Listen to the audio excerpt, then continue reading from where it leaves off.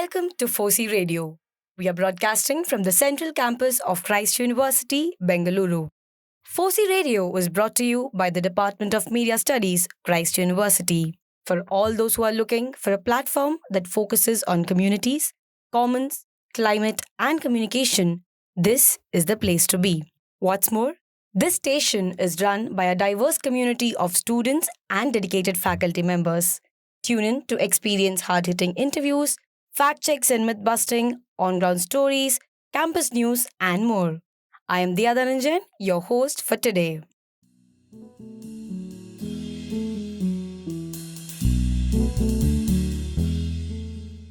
These days, it's hard not to feel the weight of the world.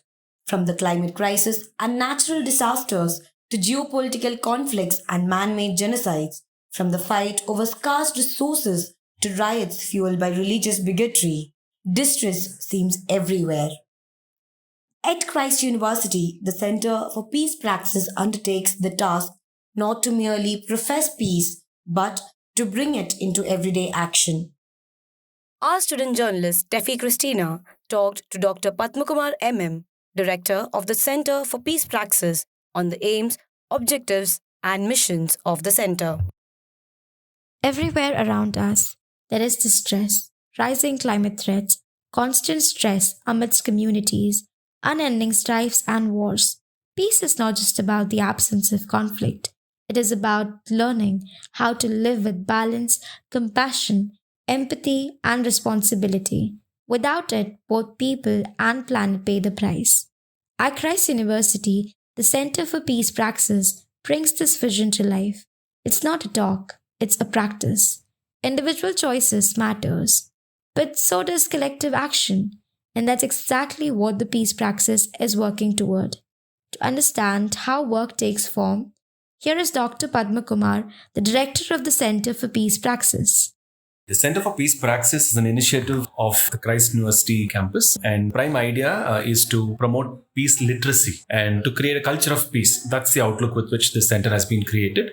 And the center focuses on 4 verticals. One is intercultural dialogue and peace building. So to ensure that communities that are polarized or entities that are polarized are brought to the talking table and helping them to accept each other as members with whom one can coexist despite differences. This is one. The second is psychosocial well-being and peace building. Psychosocial well-being and peace building is another important focus area, primarily because we have people who have trauma and they do not know how to process it. And there are also communities which have collective trauma and they don't know how to process it. The center hopes to provide psychosocial support for people to have inner peace so that any other form of peace that they can aspire for can also be moved towards. That's the second one. The third is media and peace building. We know that media has the potential to create a lot of harm in the form of hate campaigns, furthering hate campaigns, or let's say disinformation campaigns and all that, right? So through media literacy, how do we empower new cultures of peace to emerge? Yeah, if everybody has good critical thinking and is able to look at issues rationally rather than in terms of biased or prejudiced positions and all that, then it's likely to help us move towards a culture of peace. So that's the third. And the fourth one is ecology and peace building. We ought to have peace with not just humans, but also with our environment and other species. On 19 August 2025, they hosted a session on role of religious leaders in climate action with the speaker Jeshe Lodo Sangpo, a Buddhist monk who has spent his life in spiritual practices. I am encouraging you to be mindful what you do in small acts. I can give you one kind of an example. A friend of mine who is, very, serious about climate kind of, the change. So what does he do? He practices mindfulness in his day-to-day life. So when he brushes his teeth, he uses a cup of water. Not more than that. Or whenever he go to wash his teeth and he bring a cup of water and make sure a cup of water is enough for brushing teeth. And then whenever he go to take a shower and he use a bucket of water and not more than that. For him, caring for the planet is inseparable from caring for oneself. He reminds us that climate action doesn't begin with grand solutions, but with mindful choices. Peace Praxis has also conducted Not Less Different, a panel discussion on challenges faced by people with disabilities. I would speak about this basic question I have always had as a person with disability. The question was this, not whether or not I have disability, I know I have disability. The question I always had is, how am I disabled? Am I disabled in my spirit or am I disabled in my body? Disability is not just about the body, but spirit, and true peace means creating a world where neither is limited by barriers, especially created by society. What does Peace Praxis actually do? As I mentioned, the 4 focus areas decide what we do.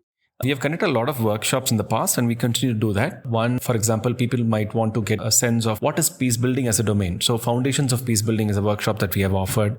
We've offered workshops on psychosocial support for people coming from disaster context. It could be psychological disasters or natural disasters, and what kind of psychological support can we provide for people coming from that background. That's another one that we have done. We've also done media literacy workshop so that people are coming from areas where use media intensively but do not know how to use it for the common good would be trained along those lines. So that's the other one. We've also conducted workshops in collaboration with the WWF, the World Wildlife Federation, to promote more of peaceful coexistence. We have conducted workshops with WCS, it's a Wildlife Conservation Society. Also, we arrange some field trip wherein our students go and see what's happening in the industry. We bring in peace activists to come and interact with our students. So there are Gandhians who have come and interacted. There are also people from South Africa who have had huge paratheet-based struggles and have worked out the reconciliation models in their own context. They have come and shared. So we've also conducted Millet Fests. We have conducted interfaith meetings and sessions. So likewise, a variety of things that we have pursued so far. Peace Praxis is where peace stops being theory and starts becoming practice. To join Peace Praxis, reach out to the student volunteers. Just be active, enthusiastic, and ready to show up for the workshops. It is certainly refreshing to see a glimmer of hope in such initiatives in a period witnessing a war in Ukraine, an outright colonization in Gaza, and a border conflicts rampant around the world. But the Center for Peace Praxis is not alone in this fight for peace. Peace requires action from multiple actors. To be at peace is for the meekest of the society to have voice and to be heard. Peace is also about listening. Truly listening to the voices that often go unheard, and journalists play this vital role of providing a voice for the voiceless. Priti Salian is an independent journalist based in Bengaluru. She has reported from India, Germany, and Uganda on human rights, social justice, development, disability, gender, global health, education, and aging. She has written for The Guardian, the BBC, CNN, National Geographic, the British Medical Journal, and The Lancet. She was awarded the European Journalism Centre's Global Health Security Grant in 2003. I spoke to Priti about a story that is close to her and issues related to disability inclusion. Very glad to have you here, ma'am. Thank you for being here with us. Thank you for having me. What is the story about, ma'am, if you can give us a glimpse about it? The story is called Doubted and Disrespected. These doctors face a double disadvantage. I reported it for CNN last year, and this is a story about women doctors who also happen to be disabled and how they face double discrimination because of their gender and disability. And how did you go about it regarding the story? I have a huge network as far as, I have a huge disability network because I am very interested in doing stories on disability and I keep chatting with people, I hang with them. I got the idea about this story from my network, and I have in the past done a lot of stories which are related to discrimination against people with disabilities in medicine. So this one came to me naturally, and CNN had put out a call for pitches, and they wanted a story on inequality, gender inequality, and so I pitched this to them, and this was picked up as one of the 8 stories to be published in their series. So I reported it for them, and my reporting process is not like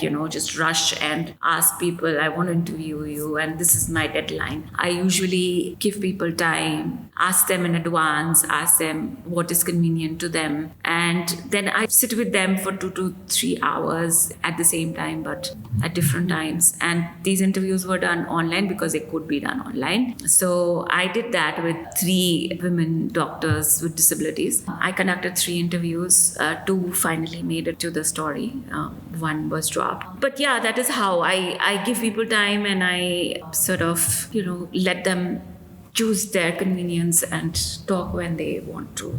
And could you elaborate on the story, what it was, and what you mentioned the difficulties they were facing, so what it was and all of that? Yeah, so it is about these women doctors who have a locomotor disability. One of them uses calipers and a stick for support while walking, and the other one is a wheelchair user. Because of their disability, their patients, one of them told me that not one patient, but many patients have done this with her, looked down upon her and not trusted her for her medical skills when, after saying that she limps and she walks using the support of calipers. But what has, somebody's limp or someone's locomotor disability got to do with their medical skills? I don't understand. She's a pediatrician and she'll still be able to do what she'll be able to do. What she can do with your baby, she can save your baby's life. She can give your baby the right medicines and all. So yeah, this is something that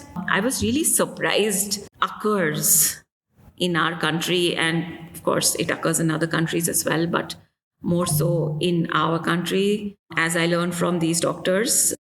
How did this story as such affect you, ma'am, once you covered it? Or also maybe your takeaway from the story? Yeah, so my takeaway the story was that a lot of people do not believe in disabled doctors because they feel that they have a very perfect picture of a doctor in their minds.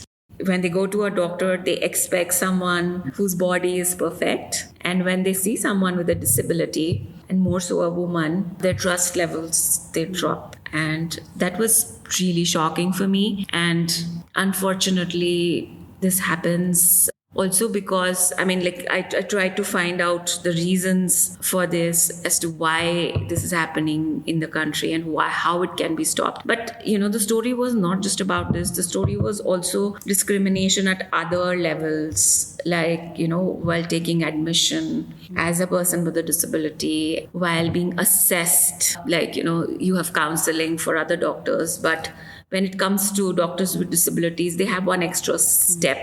That is your medical examination.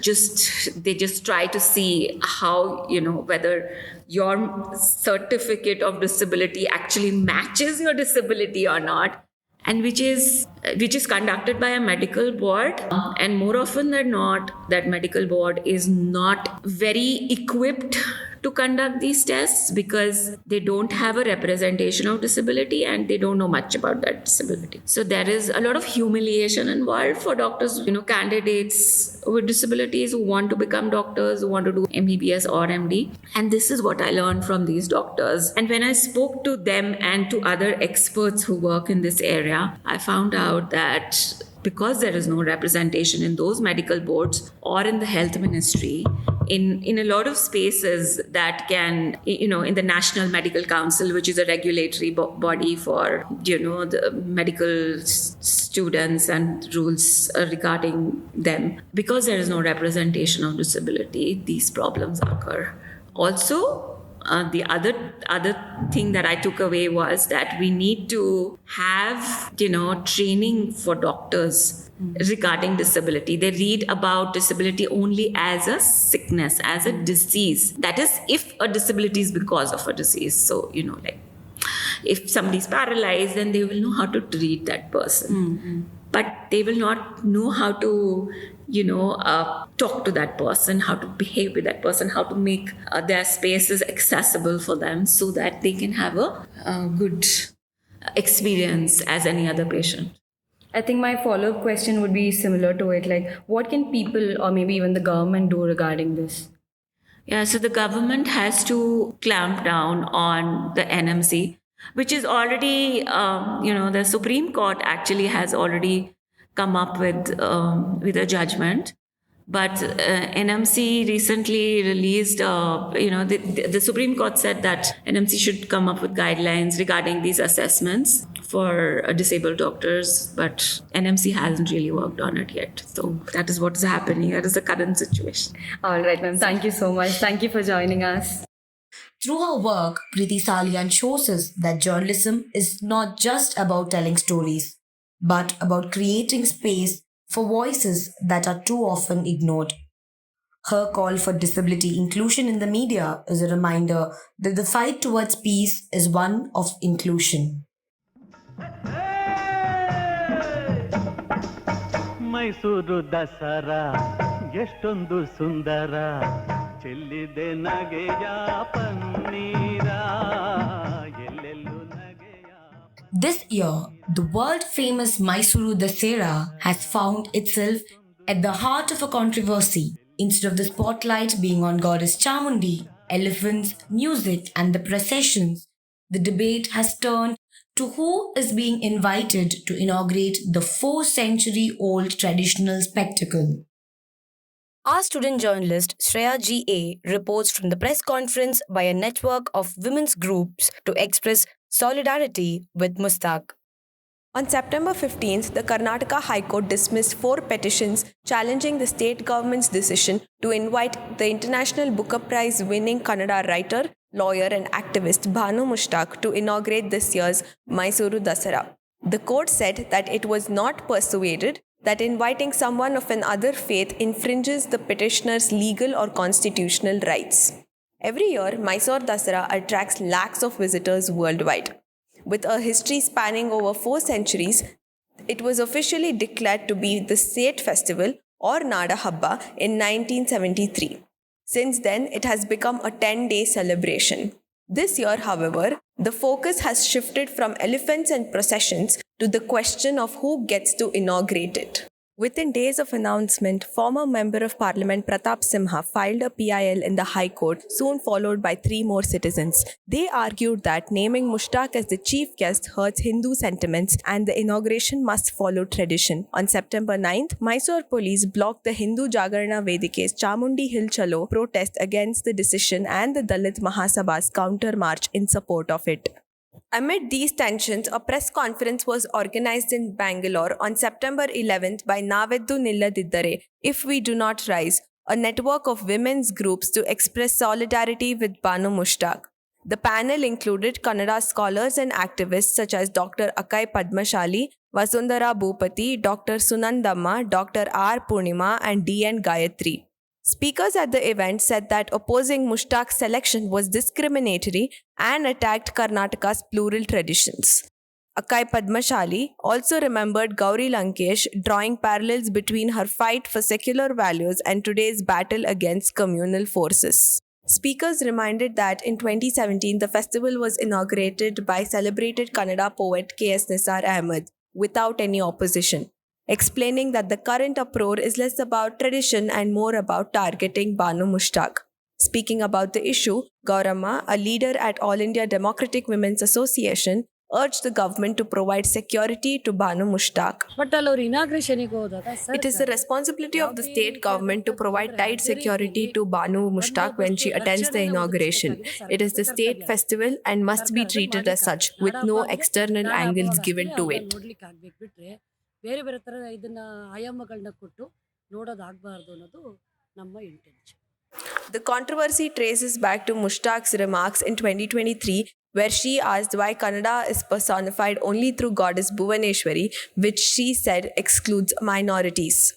Right-wing groups claim that she has insulted both the language and the goddess and are now using those comments to oppose her.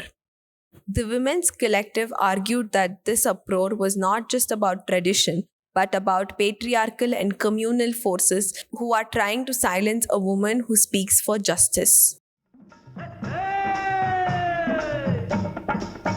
Mysuru Dasara ಎಷ್ಟೊಂದು ಸುಂದರ ಚೆಲ್ಲಿದೆ ನಗೆಯ ಪನ್ನೀರ ಎಲ್ಲೆಲ್ಲೂ ನಗೆಯ. We hope this unnecessary controversy settles soon and Banu Mushtaq, pride of our state of Karnataka, inaugurates Mysuru Dasara and receives the same love and respect given to previous dignitaries. As an aside, if you haven't already, please read her work. It is eye opening and beautiful.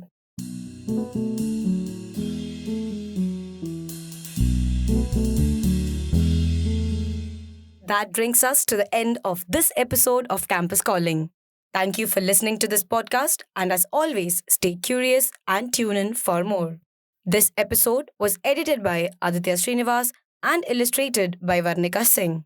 Please write to us and follow us on X and Instagram.